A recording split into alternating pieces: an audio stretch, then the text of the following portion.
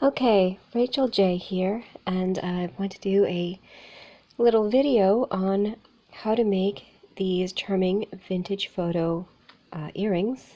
Hopefully, fifth time's a charm.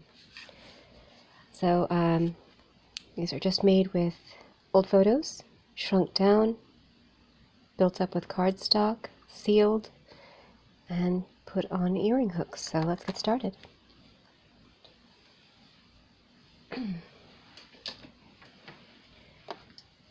For this project, you'll need just a few things. Matte finish spray to seal the finished piece with, just to give a little bit of water resistance.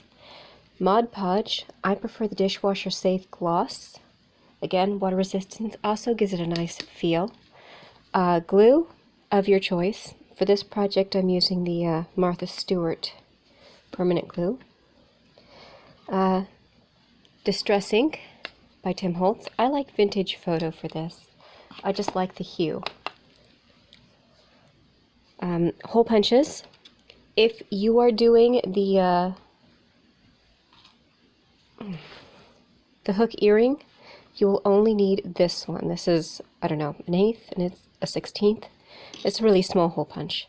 If you are doing a tie tack or a post earring, both of which are possible, you will need these two. This one for the post earring, it's a standard hole punch, and this is a 1/2 inch for the tie tack. You'll need scissors to cut your project, toothpicks to mount it while you're applying the glue and the Mod Podge, paper, filler paper to build it up in thickness, decorative paper for the back, vintage photos shrunk down to 1 inch in Word and then trimmed out with a border. Make sure you print these on a laser jet, not an inkjet. You don't want the ink to run when it gets damp. Fixings of your choice. I'm probably going to use these or these today, the fish hook wires. You could also use post earrings, I'll go over that briefly, or the tie tack pin to make your project. And of course, you'll need a brush to apply the glue for good texture. And for the little stand, you need a strip of paper. I'll go over the size when we make it. And of course, a tag. You can cut this out by hand. You don't have to use a fancy punch like I did. Let's get started. All right, first up, we're going to layer our papers together. Now, easiest way to do this, back and forth, bit of glue. Roll the layers around before you press them down. That spreads the glue for a more even bond. All right. Now, after you glue these together, you can put it under a weight if you want to make sure it dries completely flat. A book works just fine. You can also use cling wrap or parchment paper. Don't use wax paper, that leaves a waxy residue and might interfere with glue in future layers. All right, so we've got those together. Let's pause briefly. The next step is to put this on, but we're going to set this aside to dry in between parchment with a weight on top. It's just what I have. Now, if you're doing the tie tack or the post stud, you literally build it into your layers. And you do this by taking 2 layers, gluing them together, punching through them. You want to do this when it's just 2 layers, because that will give you the right thickness for the tie tack and the post stud. Then you glue the next layer down. We'll go ahead and do that now. Again, roll it around. Come on. And press it. Put it under a weight. After it has dried under a weight, like this one has, you take, oops, Come on. Hard to grip these things, they're tiny. You take your stud, and I use glossy accents, but you can use anything you have on hand. It will be sandwiched between other layers. That'll give it a little more oomph. So you don't have to have the world's strongest glue in order to do this. Alright, so sandwich it on. Best thing to do is to use your picture to make a template and cut this piece out here, the next one, just the size of it, and punch roughly centered so that you know where it's going to be in the back of your earring.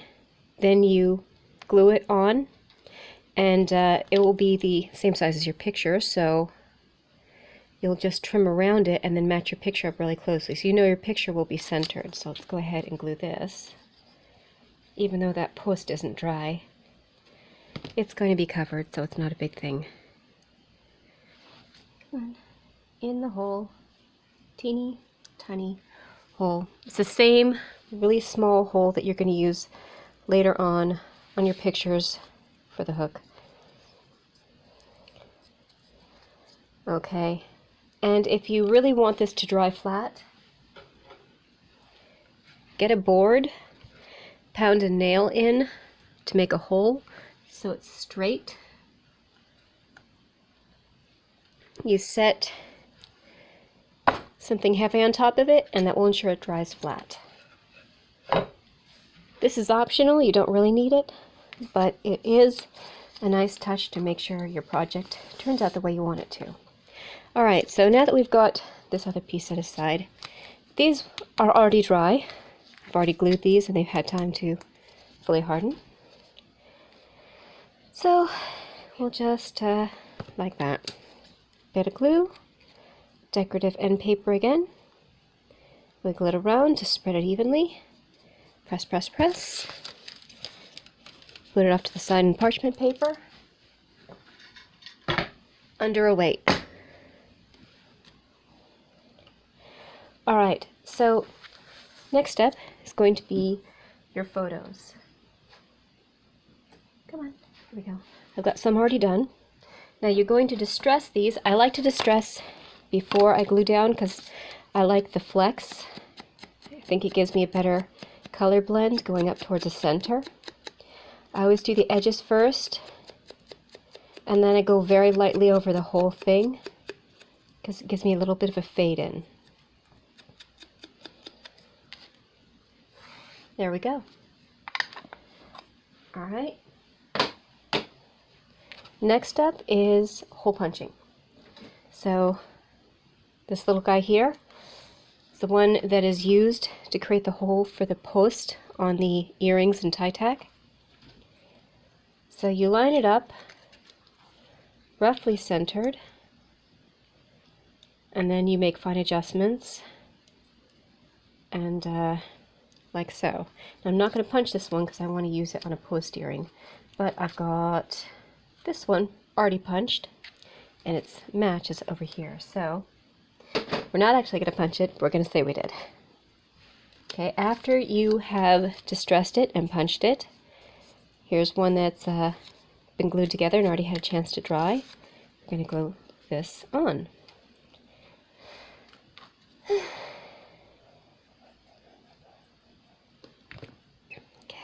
I think we need a little bit more than that.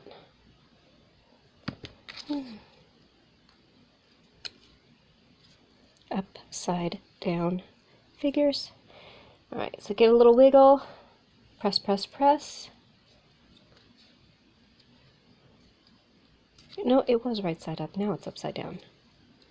Alright, you can reposition it while it's still wet. Now we put it under a weight so that it dries flat. And I've got this one here already done. Put the glue away.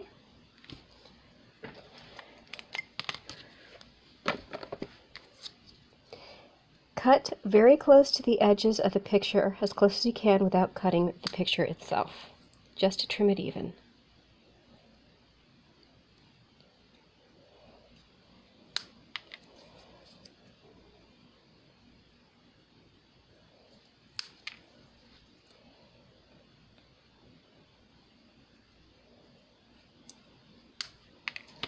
There we go. And you can see the white punch, the lightness of the underlayers. So that gives you a very clear area to aim for. We're just going to stick this in, line it up.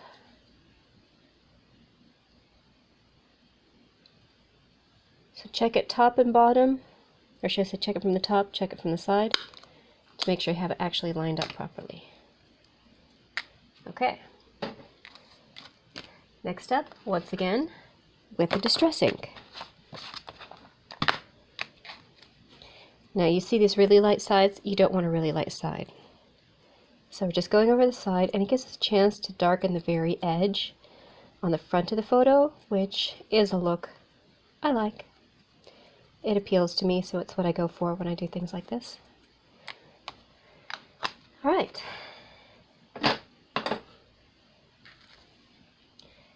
Now it's on to sealing. This is where your toothpicks, your Mod Podge, and your paintbrush come in. Alright, so wedge it on, give this a little rotation up so it won't pop off easily. You don't have to like jam it in super hard, just make sure it's not going to fall off when you're going over the sides. Now I dab it on the side, I take off the excess goober that gets over the edge, and I do this in 4 rounds. I do side and top, then again with the side and the bottom, then again side and top and side and bottom. I let it dry in between each one because I can't actually grab the sides to flip it over or the top and bottom to flip it over. But I hit the sides with every layer because I want to make sure they're well and truly sealed, because that is the easiest way for water to get in. Get a little moisture on it, it goes down, hangs off the end, or off the edge I should say, and next thing you know it's saturating your project. Well, it takes a little bit of rain, that's why we protect it with Mod Podge and the matte finish gloss. Alright, so you can see I did a really chunky, streaky application. That is going to give me texture. I really like texture. Texture gives you something interesting to play with. Smooth is kind of boring. Alright, these two are already done. Come on. There we go. Alright, you can see the difference. This one, excuse me, has shiny ridges and matte flat areas. This one's pretty much shiny all across. 1 coat, 2 coats. 2 coats is better. You want it to be completely covered. It gives, again, extra protection. 2, extra texture. And 3, it just looks better. But we will be dulling down this finish with some matte spray. So if I can just wiggle this off. And when you're removing them, rather than wiggle or jerk, give it a little spin. That'll loosen it much more easily. Alright. Where'd my box go? There's my box. Alright, so here's my piece. Matte finish spray. I'm not going to spray under the camera. I don't need this all over the camera. So 10 to 12 inches away and little spritzes until you get a nice even coverage. Then you let it dry, you flip it, you do the other side, and then back and forth. So you have at least 2 coats on both sides. You can do more if you haven't achieved the look you want in the first 2 coats. This one has already been done, and as you can see, it's lost quite a bit of the glossiness. So that's what we're going for. We want people to be able to look at it in the light and not be wondering what it is because the reflection has obscured the image. Alright, so, whoops, come back here. We are going to do the easy hook. I love these because they are so simple. So you just upside down, feed it onto the hook, and it flips right over. Come on. You're making a liar of me. There we go. Flips right over and settles in the little loop.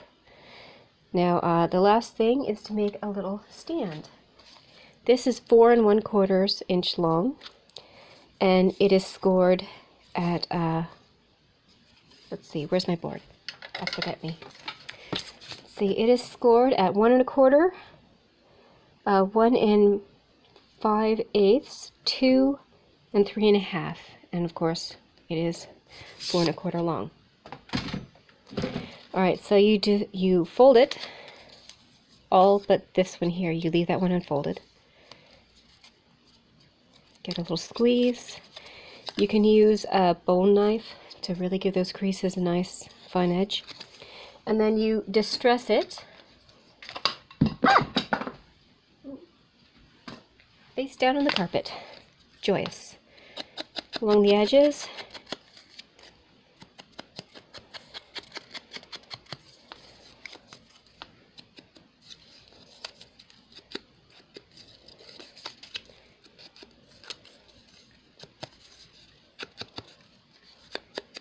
Alright, you're going to apply strips of tape on the same side, on both top and bottom piece. Now the reason for this, come on,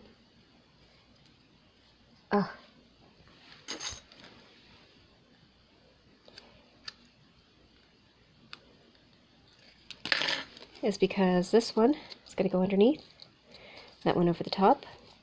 Now the long side is going to go down, the short side is going to go up, and you're going to mount your tag on it. That is why we put them on the same side, because the other set is for the tag. Now the tag is just one I've punched out. You can do a square, you can do a round, you can do a wibbly wobbly shape, you can do any shape you like. I just do it in this particular tag style because I like it. Now I cut at an angle inward, so they'd have a slot to sit in. We're just going to push that one in and slide it into the slot there. And here's another one I've got made up. So this is going to go over here into that slot. And they just sit neatly in. And you've got a nice little display piece.